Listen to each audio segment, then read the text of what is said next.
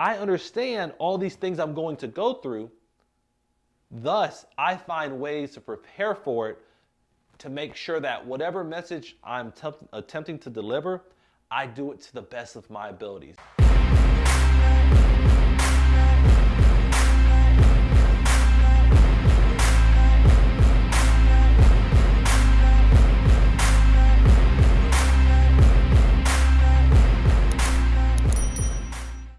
Hey everybody, Michael Laidler here. In today's video, we're going to talk about something that I have talked about in previous videos, but I want to focus directly on this particular thing that happens to us a lot, and that's anxiety.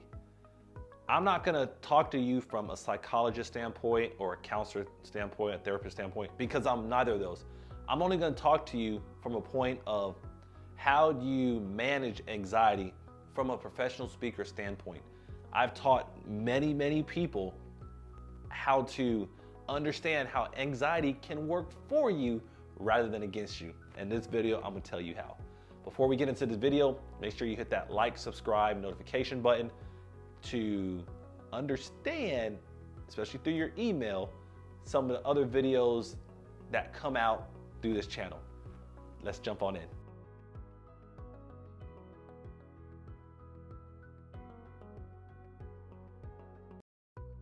Whether you're professionally speaking, public speaking, standing in front of 3 people speaking at a Toastmasters club, or doing a virtual presentation, anxiety is real. For a lot of us, we believe that because we have anxiety, or we're nervous, or we have a fear of speaking in front of other people, that we're wrong. And that's far from the truth. Anxiety is normal. Having a fear of public speaking is extremely normal. But it's about how do you manage this? How do you overcome some of these issues when it comes to anxiety? Some of us, even myself, we get the heart races, the palms get sweaty. I always have back sweat no matter what. Probably TMI, I know too much information. But to me, I understand all these things I'm going to go through.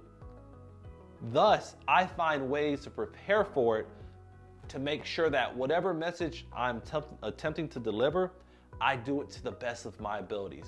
And that comes from understanding the different strategies that are involved with managing your anxiety.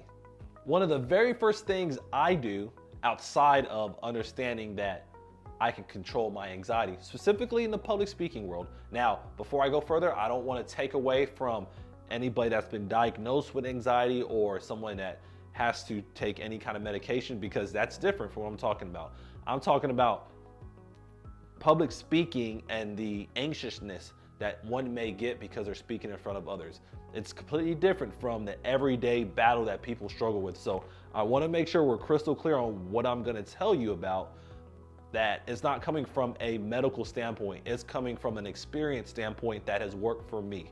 And when I've coached other people in this particular realm, it has worked for them, particularly with public speaking. The first thing that I like to do, especially when it comes to decreasing my anxiety, is to breathe.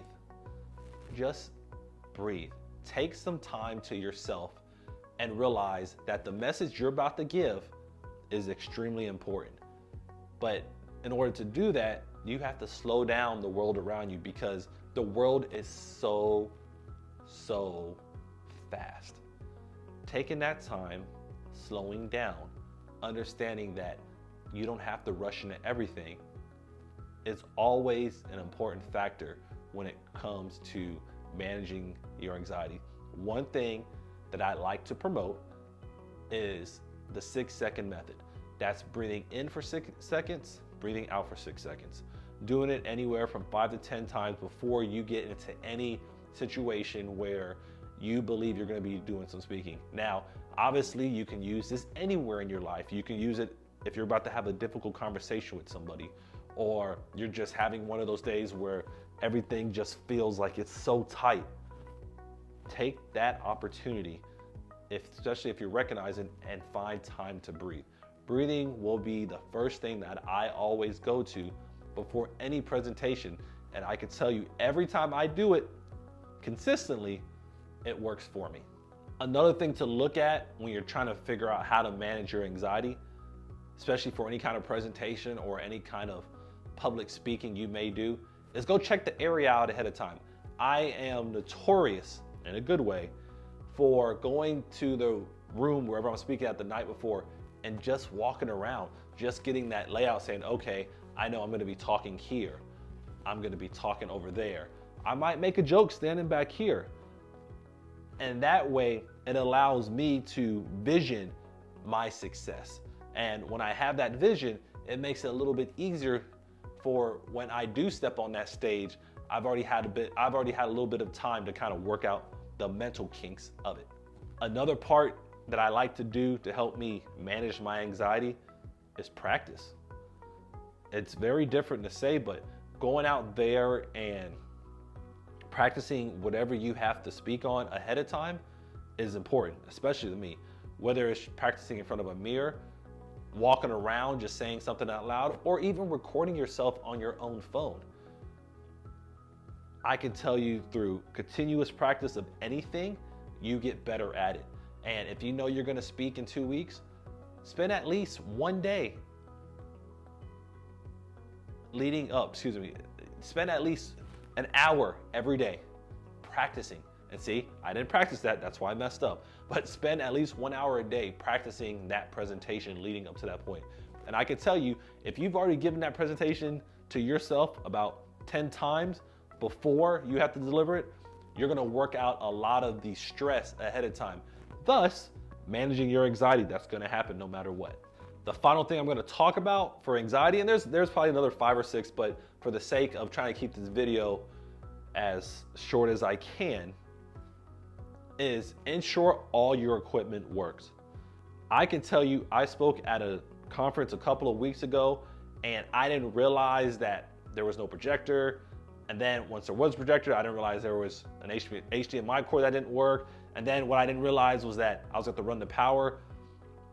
I thought I prepared, and I did, because I got there about 30 minutes ahead of time in this particular situation, and I was told the night before everything would be in there. But because I had to deal with all of that right before my presentation, my anxiety raised.